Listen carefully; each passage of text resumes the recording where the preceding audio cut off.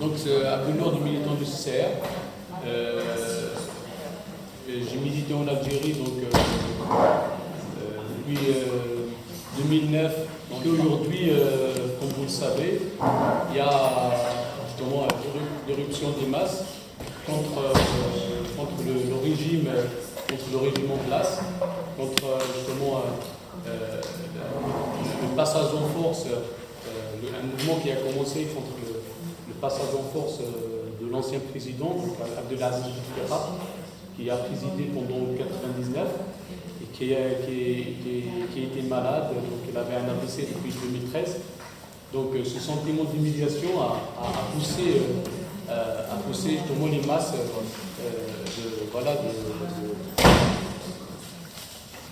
de contester ça. Donc c'était la goutte qui a fait déborder le vase. Mais justement derrière tout ça, donc, il y avait un tas justement de raisons objectives qui ont poussé les masses justement de contester ça. Mais justement là, le topo aujourd'hui, ça va parler sur justement la guerre de l'indépendance nationale et que c'est pas de parler seulement sur un truc historique, plutôt, mais de voir, parce que là on constate actuellement que la classe ouvrière en Algérie, il ne joue pas justement son rôle, il n'a pas de il n'y a pas un pôle ouvrier indépendant qui est politique, qui défend ses intérêts et tout. Donc ça, il y a une filiation historique qui explique, qui revient même à la guerre d'Algérie, même bien avant, après l'indépendance, qui explique justement pourquoi justement il n'y a pas cette conscience de classe, il n'y a pas justement ce mouvement ouvrier indépendant et pourquoi la classe ouvrière ne joue pas justement ce rôle central qu'il peut jouer. Donc il faut savoir que la guerre de l'indépendance nationale et que l'idée de l'indépendance a été portée, comme je l'ai dit hier au meeting, c'est qu'elle a été portée par des ouvriers algériens qui travaillaient ici en France, chez Renaud Billancourt en particulier, et que contrairement justement à toutes les autres forces qui s'inscrivaient dans l'assimilationnisme, qui s'inscrivaient dans des négociations pour l'existence justement d'un État qui va regrouper les deux peuples à la fois français et à la fois algérien. Donc le mouvement ouvrier, le topo là, donc on va parler à la fois sur le mouvement ouvrier algérien, son histoire, sa structuration, sa construction, et le mouvement national, donc revenir sur les différentes forces justement qui pendant justement la guerre d'Algérie, bien avant. Et on va parler justement pourquoi justement la guerre d'indépendance, pourquoi le 1er novembre 1954, donc le déclenchement de la guerre en Algérie. On va parler justement sur les courants trotskistes de l'époque, donc leur position, notamment le POID, donc ce qu'on appelle le courant lambertiste et le courant pabliste, donc de leur position, et de voir justement après, comment dire, l'indépendance après, donc sa confiscation par les militaires et par la petite bourgeoisie. Donc par rapport à ça, c'est que le mouvement national algérien, il est analysé comme étant un mouvement petit bourgeois. Donc c'était la petite bourgeoisie qui a pris la direction justement qui a pris la direction du mouvement. Cela, ça s'exprime justement par l'échec du stalinisme à s'implanter en Algérie. Il faut savoir que le stalinisme, ou bien le PCF français, dès sa naissance, à partir des années 20, il n'était pas vraiment bolchevisé, il n'était pas vraiment gagné pour justement les idées bolcheviques et tout. Et que, parce que la révolution bolchevique, a fait en sorte pour voilà, soutenir tous les peuples opprimés. Donc d'appeler tous les militants du pays impérialiste de soutenir justement l'indépendance des pays colonisés. Donc c'était la 8e condition parmi les 21e conditions d'adhésion à la 3e internationale en 1917. Donc, et que justement la section française, c'est que même en 1920, parce que c'était une section justement de l'ancienne section française de l'internationale ouvrière, qui est une affiliation à la 2e internationale, a fait en sorte de ne pas soutenir l'idée de la nécessité de la construction d'un parti communiste, d'un parti qui va justement défendre les intérêts justement des prolétaires algériens. Donc le parti justement stalinien, le parti plutôt le PCF à l'époque, donc c'était justement, il a gardé les positions du Parti social-démocrate d'avant la Première Guerre mondiale. Donc on peut trouver justement tous les traits de ce chauvinisme de la 2e internationale sur la question coloniale. Donc je tiens à signaler, par exemple, en 1921, c'est qu'il y avait la motion des communistes de Sidi Bel Abbès, donc Sidi Bel Abbès qui est une région en Algérie, à l'ouest de l'Algérie, qui défendait à l'époque l'idée de construire un parti révolutionnaire, un parti communiste qui va porter l'idée de l'indépendance. Et que justement les militants du PCF, c'est que ils étaient contre. Donc ils écrivaient ça. Donc ce texte affirmait en substance que les Arabes ne pouvaient rien faire par eux-mêmes et avaient de toute façon besoin de la France. Donc le texte, justement la motion qui a été proposée même pour le 3e congrès de la 3e internationale, donc qui date de 7 mai 1921, commençait par ces mots. Donc considérant que les indigènes de l'Afrique du Nord sont composés en majeure partie d'Arabes réfractaires à l'évolution économique, sociale, intellectuelle et morale, indispensable aux individus pour former un État autonome, capable d'atteindre la perfection.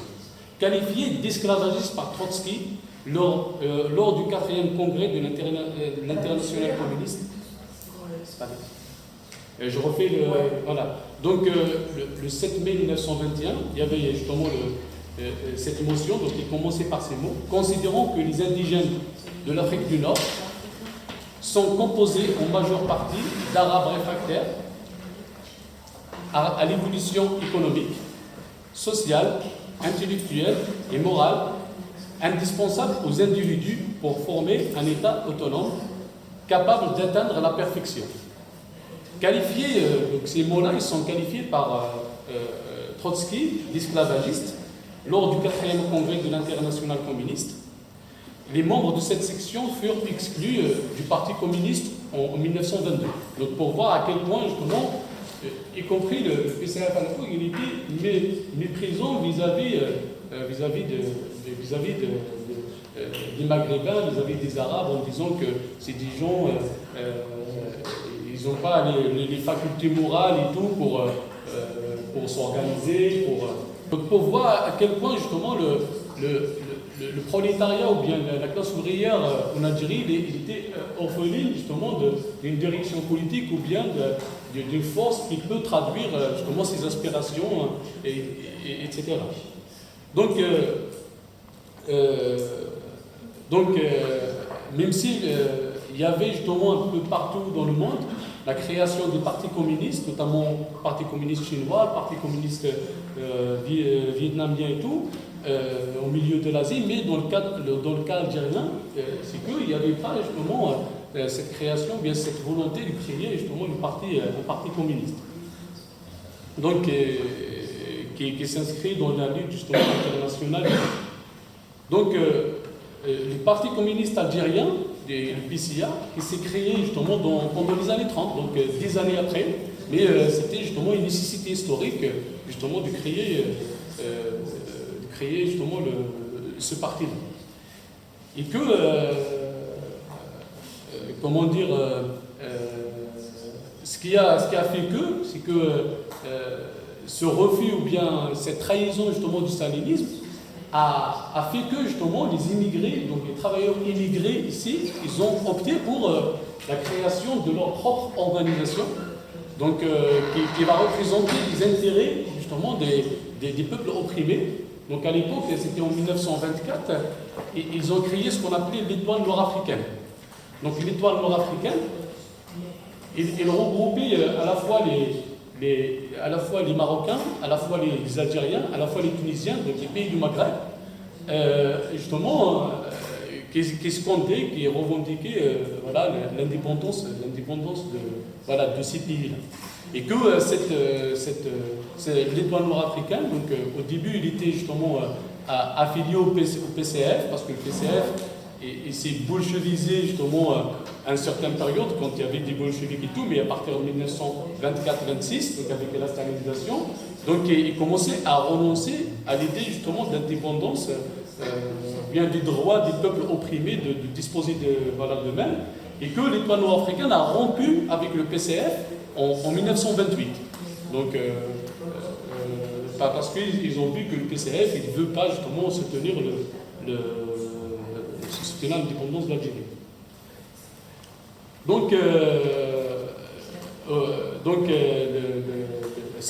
l'étoile nord-africaine, donc, il a été justement suspendu de ses activités en 1937. C'est qu'après justement le Front populaire, donc Front populaire de Léon Blum en 1936, a fait justement, a bloqué ou bien a renoncé justement à l'idée de l'indépendance nationale, en disant à l'époque, parce que c'était le PCF qui était membre justement de ce Front populaire, il disait que la question de l'indépendance nationale c'est une question séparatiste et que justement on doit s'inscrire dans l'union des nations pour affronter justement pour affronter à l'époque le fascisme. Donc c'est une collaboration de classe, je dirais, qui a fait qu'on a un ennemi commun qui est le fascisme. Donc on doit se souder en dehors justement de toutes nos divergences et tout contre le fascisme. Mais ils n'ont pas gardé une indépendance de classe par rapport à ce front contre le fascisme. Comme si donc ça a poussé justement les Algériens justement à faire en sorte de délocaliser la lutte ou bien pour l'indépendance. Donc il y avait l'UNIA en 1937. Ce qui a été dissous en 1937, disons que ça a été le PPA, Parti populaire algérien, qui a rejoint justement et s'est installé en Algérie pour justement construire l'indépendance en Algérie. Donc Maurice Thorez, le secrétaire général de l'époque, il est parti à Alger pour faire justement un discours en disant que pour le moment l'Algérie c'est pas une nation, c'est une nation en formation, donc ça ne sert à rien justement comment dirais-je, de s'inscrire dans l'idée justement d'indépendance, d'avoir un État et tout. Donc pour voir, ils sont continués dans leur perspective de l'Algérie française, etc. Donc, comme je l'ai dit tout à l'heure, justement, ils expliquaient que lutter pour l'indépendance de l'Algérie, c'est lutter pour la séparation, donc c'était pour justement la fragilisation justement de ce front populaire contre l'ennemi nazi. En 1945, quand il y a eu justement la fin de la Deuxième Guerre mondiale, et qu'il y avait justement des promesses de la part de l'État français pour les Algériens, pour justement tous les pays colonisés, en disant après la fin de la guerre, ou bien après, quand on va obtenir notre indépendance, quand justement l'ennemi nazi sera vaincu, c'est tout le monde qui va avoir son indépendance. Donc en 1945, les Algériens sont sortis aussi dans certaines villes en Algérie pour fêter leur indépendance aussi. Mais justement, il y avait la répression, il y avait justement des fusillades, donc il y avait 45 000 morts dans les villes notamment de l'Est de l'Algérie. Donc, et à ce moment-là, justement, Torres qui vient pour dire, en fait, c'est des fascistes, c'est des manipulations fascistes qui ont fait qu'ils veulent justement créer un problème en Algérie. Donc, pour voir, ils ont qualifié ça des actes fascistes. Alors qu'ils n'ont pas condamné justement toute cette répression et tout. Ils ont parti pour justement réclamer ça au gouverneur. Et que par exemple, l'insurrection même de 54, la guerre du 1er novembre 54, l'Humanité, le journal justement du PCF, il a qualifié donc, ça des provocations, donc il a condamné justement l'action l'action le début ou bien de la lutte pour l'indépendance d'Algérie. Je signale que le PCF s'est positionné le 8 novembre 1954 pour dire l'autodétermination, c'est pas dire l'indépendance. Donc à ce moment-là, ils étaient encore contre, et jusqu'à 59, 57, ils commençaient à parler justement sur l'état sur la question de l'indépendance d'Algérie. Donc voilà, ils ont signé même justement tous les... ils ont voté les pouvoirs spéciaux à Guémolé, avec toute la répression et les disparitions qu'allait connaître l'Algérie après. Donc pour voir à quel point le PCF était impliqué dans les trahisons du stalinisme, se sont répercutés sur le mouvement ouvrier algérien de prendre justement les devants pour l'indépendance nationale. Donc en gros, le stalinisme n'a donc pas organisé, même de manière infime, la classe ouvrière algérienne. Les conséquences en sont l'absence de tradition communiste ancrée dans la classe ouvrière. Donc à ce jour, je vais revenir à même pas près l'origine même de la création, par exemple, de la centrale syndicale en Algérie, en 1956. C'est qu'il était né sur des questions nationalistes et pas sur des questions de classe. Donc, il n'y a pas cette tradition justement communiste d'indépendance de classe à ce jour. Donc, c'est pour cela que je fais le lien, j'essaie de faire le lien pour comprendre l'origine justement de cette de l'absence justement d'un pôle ouvrier aujourd'hui en Algérie indépendant qui défend ses propres intérêts. Et le mouvement ouvrier, il est tout le temps à la remorque justement des autres mouvements, petits bourgeois, etc. Donc, en fait, le mouvement national algérien, il a été caractérisé par trois courants principaux. Donc, il y a le courant, trois courants, donc il y a le courant arabo-islamique, donc, qui était représenté par les oulémas, donc des gens, des conservateurs, etc. Et qui était dans une logique assimilationniste, donc,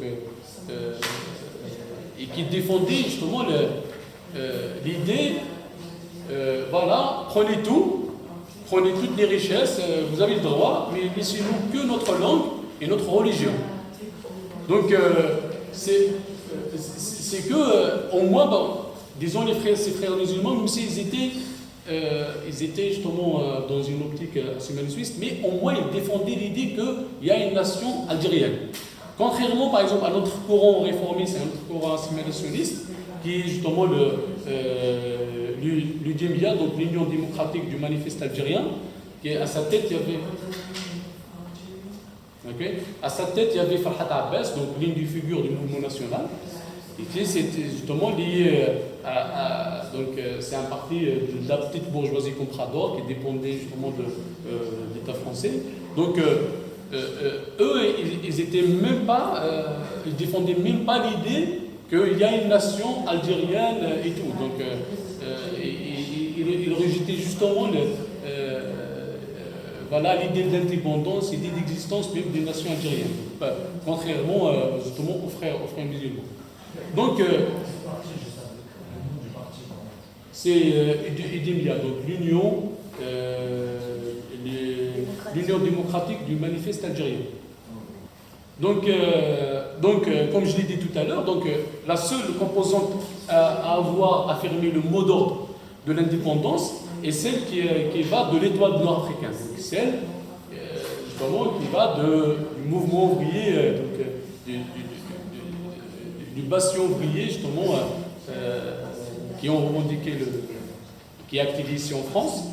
Donc après qui est devenu le PPA à partir justement de 37. Donc le PPA il est rentré en clandestinité à partir de 39 parce qu'on lui a interdit justement d'exercer son activité politique, même en Algérie, jusqu'à 46. Donc il a continué dans la clandestinité pour donner naissance au MTLD.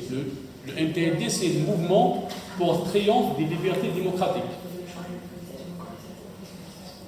Donc il a succédé le PPA après 45. Donc le MTLD, donc Mouvement pour les triomphes des libertés démocratiques. Donc il était interdit par l'État français de 37 à... Oui, de 39 jusqu'à 46. Et les autres partis aussi Oui, les autres partis, parce qu'il y avait une répression, notamment contre ceux qui défendaient l'idée de l'indépendance, parce que c'était le seul courant national qui défendait l'idée de l'indépendance. Par rapport aux autres, les Olima et le DMIA, ils n'étaient pas dans la perspective de l'indépendance, donc ils étaient des collaborateurs avec la France. Donc ils avaient quand même une marge de manœuvre par rapport au courant indépendantiste. Et l'étoile nord-africaine, oui, ils l'ont dissous. Ils l'ont dissous en 1937 ici en France. Donc ce courant nationaliste qui est né dans le prolétariat immigré, donc le fait qu'il n'avait pas cette direction justement ouvrière, indépendante et tout, ça a fait qu'au bout d'un moment, ça a pris un tournant justement populiste, petit bourgeois, donc ça a intégré tout le monde avec justement toutes les forces qui s'inscrivaient seulement dans l'indépendance nationale sans pour autant lui donner un programme, sans pour autant par exemple donner par exemple la dépossession des colons, des colonisateurs et tout. C'est de dire indépendance nationale, et c'est tout. C'est un truc très élémentaire. On veut justement l'indépendance nationale. Donc c'était justement ce courant. Et il a connu justement des perturbations à l'intérieur. Parce qu'il regroupait tout le monde. Donc ça a fait que il y avait plusieurs visions. Donc il y avait une vision parmi les leaders de ce courant, donc MPLD, il y avait Msalih El-Hadj. Donc Msalih El-Hadj, c'était l'un des fondateurs de l'étoile nord-africaine, donc qui était le père spirituel du nationalisme algérien. Donc lui, il était dans une optique de dire non, la révolution, il n'est pas du jeu, voilà, il est encore loin parce qu'il n'y a pas de conditions subjectives, on n'a pas encore de parti, on n'est pas encore structuré, on n'a pas encore de base et tout, donc on va attendre. Même si de 45 jusqu'à 54, il y avait une ébullition, justement, vraiment, ce sentiment de trahison de la part justement de l'État français en confisquant justement l'indépendance pour les Algériens en 45, ça a fait que justement de 45 jusqu'à 54, il y avait justement des manifestations, il y avait cette volonté justement d'affronter le colonialisme. Et que Msalih El-Hadj, que historiquement c'est lui qui représentait soi-disant le courant de gauche et tout, qui représentait les travailleurs et tout, et il disait non, parce qu'il s'est droitisé avec le temps. Et de l'autre côté, il y avait ce qu'on appelle les activistes, donc l'OS, organisation spéciale. C'était des jeunes qui faisaient des actions militaires, des actions armées. Donc ils bombardaient les postes, ils faisaient des bombes dans des cafés français et tout. Donc ils étaient dans une lutte radicale et tout, mais qui n'a pas de perspective politique. Donc ils étaient dans l'action, c'était des activistes, des jeunes, et que c'est l'OS justement qui devient le FLN après, le Front de Libération Nationale. Donc il y avait justement les autres, ce qu'on appelle les centristes. Donc ils étaient dans une optique à la fois un pied avec les msalistes qui disaient non, c'est pas le moment pour faire l'indépendance, et un autre pied, oui, il faut la faire donc avec l'OS. Donc il y avait justement cette divergence. Et que le FLN, qu'est-ce qu'il a fait? C'est comme si il a déclenché, il a passé à l'action. En faisant justement au 1er novembre 54, ils ont organisé justement des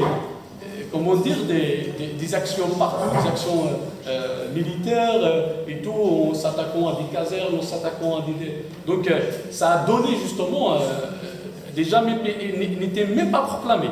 Ils ont fait des actions comme ça, après ils ont écrit FLN, ALN, Front de Libération Nationale, Armée de Libération Nationale. Même ceux qui étaient au sein du MTLD, donc dans cette confusion et tout, ils n'étaient pas. Donc c'est que eux, donc ils ont répondu à la rue. C'est parce qu'ils ont répondu à cette radicalité justement qui est exprimée par la rue. C'est pour cela justement qu'ils ont eu avec le temps cette hégémonie, justement qu'ils ont remplacé le vide qui a été laissé par justement par les staliniens et par les autres courants, quoi.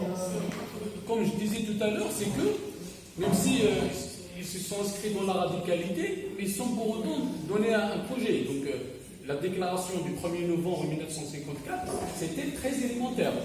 C'était juste indépendance nationale, sans pour autant par exemple parler sur la dépossession des colons, sur la nationalisation des richesses. Il faut signaler par exemple à l'époque, c'est qu'il y avait seulement 7% de la richesse de l'Algérie qui était partagée, partagée par les Algériens. Sinon 93% des richesses étaient détenues par les colons. Donc, mais à aucun moment ils ont rompu ou bien dénoncé ça. Donc, ils voulaient l'indépendance par rapport à ça. Donc, et que cette organisation de 54 jusqu'à 56, c'était ça, c'était des actions militaires, des actions armées et tout. Et ils étaient justement, ils ont remarqué que de plus en plus, tous les anciens courants, que ce soit les ulémas, que ce soit les communistes, que ce soit justement tous les autres courants, ils commençaient à les rejoindre. Donc ils commençaient à gagner en termes de force. Et tout, et que en 56, ils ont fait en sorte d'appeler ce qu'on appelle le congrès de la Somme, donc le congrès qui a discuté, qui a en fait donné les grands axes de la révolution. Donc le congrès ils ont pris conscience qu'il faut sortir justement du truc guérilla, des actions militaires, et il faut gagner justement être hégémonique, gagner la sympathie ou bien des travailleurs, des étudiants, des Algériens, des paysans et tout. Donc ils ont créé l'UGTIA, l'Union Générale des Travailleurs Algériens.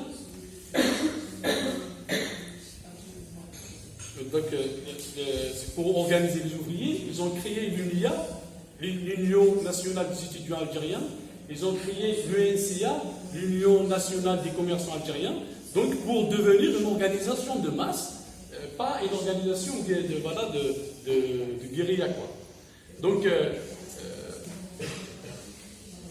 et que justement, ils ont commencé, par exemple, à parler sur le fait qu'il faut qu'il y ait, justement, il y a deux principes de ce congrès qui disaient il faut la primauté du politique sur le militaire. Une façon de dire, il faut que la primauté des décisions de la petite bourgeoisie sur les actions militaires. Donc c'est nous, les petits bourgeois justement qui constituent le truc, c'est nous qui vont dicter, y compris l'action militaire des moudjahidines, donc des combattants. Et que la primauté de l'intérieur vers l'extérieur, en disant que c'est ceux qui activent au sein en Algérie qui ont le droit de décider et tout, c'est pas ceux qui activent en dehors de l'Algérie. Et de dire aussi, c'est pas parce qu'à l'époque il y avait la tendance qui allait justement, qui faisait en sorte de faire alliance avec, par exemple, Jamal Abdel Nasser, donc le président de l'Égypte à l'époque, et qui s'inscrivait dans un truc, ce qu'on appelle le panarabisme et tout. Donc ils ont dit non, ça doit être justement la primauté de l'intérieur. On ne va pas se substituer aux décisions, justement y compris de l'extérieur. Donc ce qu'il faut signaler, c'est que ce parti-là, le FLN, il commence à gagner en termes de popularité, mais à partir de 57, il commençait à s'affaiblir. Notamment la bataille d'Alger, il y a le film de la bataille d'Alger, et que justement, les armes, bien toutes les troupes de l'ALN, donc l'Armée de Libération Nationale, ils commençaient à s'affaiblir contre l'armée française qui était beaucoup plus équipée, beaucoup plus forte, justement, par rapport justement à cette armée jeune qui militait avec des moyens de bord, des petits fusils et tout. Et que, donc, l'objectif, justement, la stratégie de ces petits bourgeois, c'est quoi? À travers justement ces actions, c'est pour justement faire connaître le cas algérien. Donc, faire justement gagner en termes de solidarité internationale. Déjà, par exemple, Jamil Bouhired, c'est justement qui a été condamné par l'armée coloniale. Il a été vite médiatisé, donc c'est tout le monde qui commençait à connaître le cas algérien, ce qui se passait en Algérie, etc., etc. Donc en 1958, ils ont créé ce qu'on appelait le GBRA, donc le gouvernement provisoire de la révolution algérienne, donc pour justement préparer les négociations avec la France. Donc c'était l'objectif, donc préparer les négociations. Donc par exemple, je signale que par exemple en 1955, quand il y a eu la réunion justement des pays des non-alliés, donc qui étaient liés avec les États-Unis à l'époque parce que c'était le contexte de la guerre froide, et tout, l'Algérie a participé dans cette rencontre à Bandung en avril 1955. Donc c'était une façon justement de faire connaître le cas algérien et de gagner justement en termes de solidarité.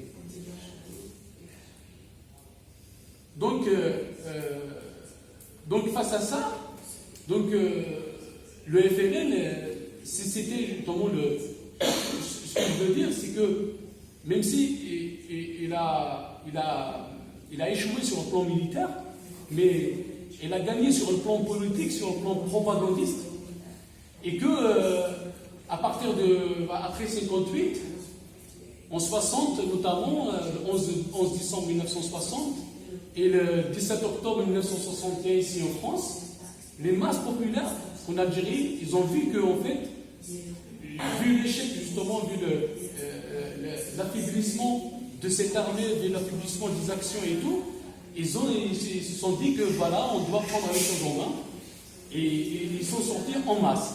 Donc c'était pour la première fois, le 11 décembre 1960, que les masses vraiment algériennes sortent par des millions pour revendiquer l'indépendance. Sinon, avant, c'était des actions comme ça, propres au FLN, propres à l'ANF. Et ici en France, le 17 octobre 1961, donc il y avait justement toute la communauté algérienne, des travailleurs algériens ici. Voilà, ils ont fait justement une manif pour demander l'indépendance. Ils étaient fusillés, donc je ne sais pas ce que vous connaissez justement de l'histoire du 17 octobre 1961. Donc c'est à partir de ce moment-là que justement la révolution, ou bien l'idée d'indépendance, s'est renforcée, commence à gagner en masse, commence à gagner en termes de solidarité internationale, etc.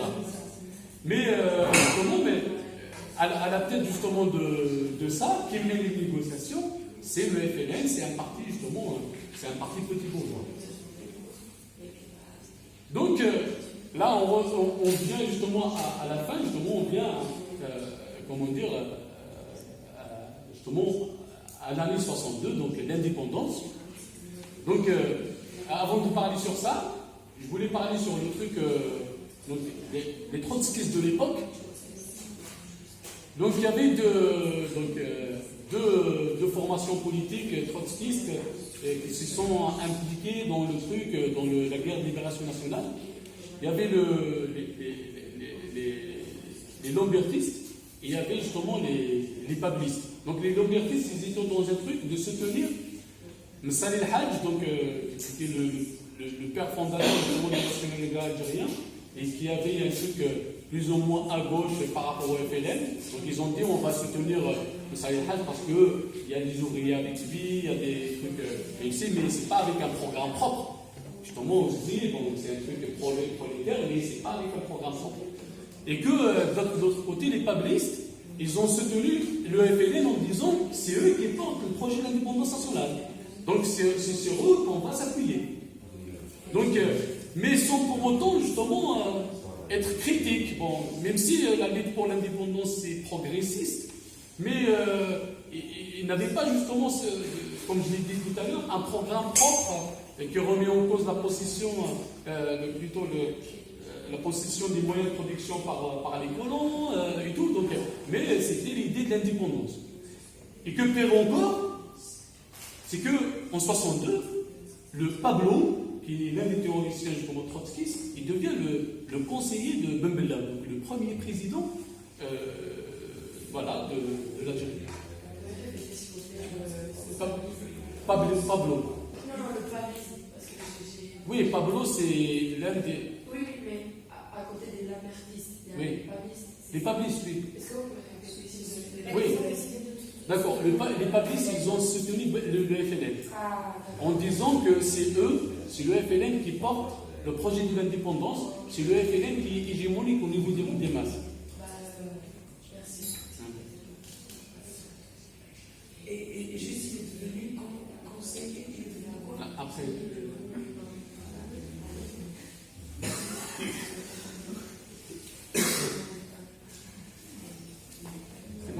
Donc Pablo, justement, c'est l'un du membre de la 4e internationale, donc du secrétariat unifié et tout, et qui, parce qu'ils étaient ils ont soutenu toutes les libérations nationales, toutes les guerres de libération nationale, en disant qu'il peut y avoir une transcroissance vers une révolution socialiste, une révolution nationale, la révolution socialiste, c'est un des principes justement de la révolution permanente. Mais sans pour autant justement être indépendant, être critique par rapport justement à ces gouvernements, bien à toutes ces organisations nationalistes qui ont porté le projet d'indépendance des différents pays à l'époque. Et que, par exemple, je tiens à signaler qu'à partir de 1962, quand il y avait l'indépendance, il y avait ce qu'on appelait un processus d'autogestion. Donc des ouvriers agricoles, des paysans et tout, donc ils ont pris les moyens de production laissés par le colon et ils les ont gérés, donc de manière spontanée, autogérée, etc. Et que justement, au lieu de s'appuyer sur ça, de voir comment créer le truc à la base, organiser ça politiquement, justement, et de s'appuyer sur ce processus pour aller à une révolution socialiste. Donc, le gouvernement de l'époque, le gouvernement de Bella, a fait en sorte de maîtriser ou bien d'arrêter ce processus d'auto-organisation. Voilà. Donc, le FLN, qu'est-ce qu'il a fait? Il a nommé des responsables dans chaque ferme, dans chaque usine et tout, pour contrôler justement toutes les usines, donc toute la sphère économique, quoi. Ils ont nommé des quoi? Hein? Des responsables de parti, donc ils sont à eux. Et que donc, comme je l'ai dit tout à l'heure, c'est que d'un côté, il y avait un prolétariat qui est très radical, qui a fait une révolution, des paysans, et qu'ils étaient prêts justement d'aller au-delà justement de cette révolution nationale, de cette indépendance nationale, mais qui n'avaient pas de direction propre à lui. Donc une direction qui traduisait justement ses propres aspirations. Et de notre côté, la bourgeoisie donc, qui était inexistante, parce que comme je l'ai dit tout à l'heure, il n'y avait que 7% des richesses qui étaient détenues par les Algériens, donc il n'y avait pas de bourgeoisie nationale. Donc le colonialisme a fait en sorte qu'il n'y aurait pas justement des gens riches et tout qui peuvent les rivaliser, a fait en sorte que les deux classes principales de la société, ils avaient leurs limites. Donc ça a fait en sorte que les militaires, donc notamment l'armée des frontières, qui n'ont rien fait pendant la guerre, en fait. Donc, ils étaient bien dans les frontières, donc ils font passer des trucs, des armes et tout, mais ils avaient le temps, de réfléchir, de voir, par exemple, c'est quoi la perspective à donner pour ça. Donc, ils avaient des armes, parce que c'est eux qui ont alimenté la guerre en termes d'armes. Donc ils se sont préparés, ils étaient une armée de 50 000 à l'époque. Donc la seule organisation, bien le seul qui est capable justement de mener, de peser dans cette période. Donc, ils ont fait en sorte de faire un coup d'État en 65. Donc il y avait justement la confiscation de cette indépendance par à la fois des militaires et à la fois justement des responsables, des bureaucrates qui étaient justement qui travaillaient dans les administrations, même à l'époque coloniale. Donc, et ça pour dire que, en fait, si on revient sur ça, c'est que l'échec vient de trahison du stalinisme, qui ont fait que justement la classe ouvrière n'a pas eu justement une direction capable justement de mener ou bien d'accomplir les tâches de l'indépendance nationale, a fait que la petite bourgeoisie, a fait que la petite bourgeoisie récupère ça, soit hégémonique et tout, même à ce jour. Donc depuis ça, justement, il n'y a pas ce pôle ouvrier politique qui peut peser dans les rapports de force. Et que le stalinisme, c'est pas limité à ça, mais même après l'indépendance. C'est que le PAX, le Parti d'avant-garde socialiste, qui est un parti stalinien, qui était une filiation directe du PCA, du Parti communiste indien. Donc ils ont continué à soutenir Boumedienne dans sa politique. Boumedienne, c'est le président qui a fait le coup d'État en 65, donc le Bonaparte. Il a centralisé tous les pouvoirs autour de sa personne, et qui était un populiste. Il a donné, soi-disant, une image, une façade socialiste, en nationalisant justement certains secteurs, en faisant justement une révolution agraire, une industrialisation de 71, donc la renationalisation des hydrocarbures et tout, mais il a travaillé tout le temps avec l'impérialisme français. C'est-à-dire que les accords d'Évian, c'est des accords néocoloniaux. Voilà, on redonne l'indépendance de la terre, mais on aura toujours la main mise sur le pétrole, sur des secteurs stratégiques comme les ports, etc.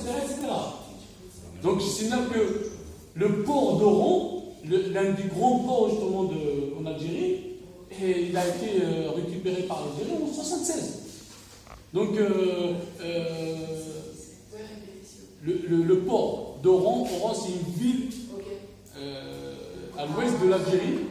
Donc c'est l'un des ports les plus importants. Il a été justement, c'est que la France a continué à l'exploiter jusqu'à 1976.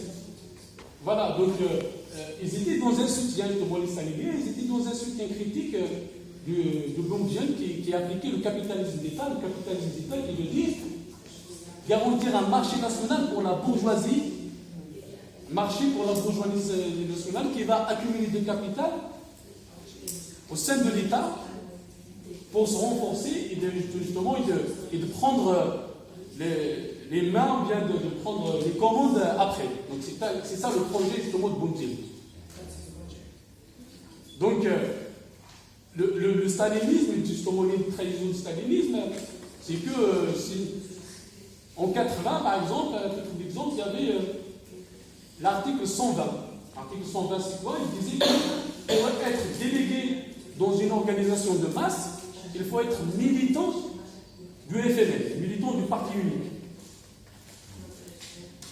Le PAX, justement, qui était justement un parti implanté dans la classe ouvrière, implanté au sein de l'UGTIA, qui pouvait justement tourner la table, mais il n'a rien fait parce qu'il soutenait toujours, il disait que des mesures dans une politique de collaboration de classe en disant que voilà, il y a des aspects du socialisme, etc. Donc on peut revenir même dans les années 90. c'est que le GTA, l'Union Générale de la bureaucratie syndicale, n'a rien dit, n'a dit aucun mot par rapport au PASS, au plan d'ajustement structurel, donc qui a été imposé par le FMI pendant les années 90. Donc toutes ces trahisons-là ont fait que justement aujourd'hui, le mouvement ouvrier n'a pas justement cette tradition justement de classe, c'est justement il n'est pas indépendant avec ses propres revendications, avec un programme justement qui représente justement ses propres intérêts. À ce jour, on signe toutes les déclarations de l'UJDIA de l'Omar à nos martyrs. Donc c'est comme si c'est un truc par rapport au truc de l'unité nationale, par rapport à la légitimité justice. Mais c'est pas un truc de classe, c'est un truc nationaliste. Moi j'ai travaillé par exemple je suis parti quand j'étais en Algérie à essayer de faire un travail avec la classe ouvrière pétrolière, donc qui est le secteur stratégique de l'Algérie. Quand je parlais avec eux, ils te disent que voilà, je ne peux pas faire grève parce que je vais couler la nation. Il y a ce sentiment nationaliste, justement au sein de la classe ouvrière, et il n'a pas justement un truc anti-patron et tout. On le voit par exemple le mouvement actuel, même si on dit contre les corrompus, contre machin, mais il n'y a pas un truc anti-patron. Et la centrale, justement, la centrale syndicale, l'UJDIA, il est complètement caporalisé par le régime. Complètement caporalisé, voilà, il revendique, il y a certaines sections de base qui font le forcing et tout, mais ils ont dédié, par exemple, le congrès. Imaginez que Martinez ici dit le congrès pour Macron. Congrès imaginez Martinez, le secrétaire de la CGT, il fait le congrès pour Macron. Le secrétaire général du JDA, il fait ça. Le secrétaire général du JDA, il invite les patrons pour assister justement au congrès des travailleurs.